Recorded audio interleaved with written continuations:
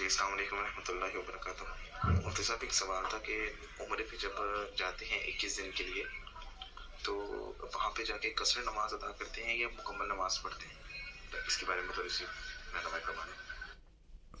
वालेकुम सलाम रहमतुल्लाहि व बरकातुहू। भाई, आपका सवाल है कि उम्रे पे जब जाती हैं तो क्या नमाज कसर पढ़ेंगे?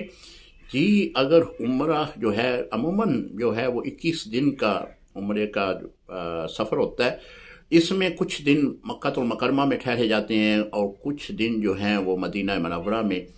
तो लिहाजा चूँकि मक्कातुल मुकर्रमा में भी 15 दिन से कम का ही क़याम होता है, इसी तरह मदीनातुल मनव्वरा में भी 15 दिन से कम का ही क़याम होता है।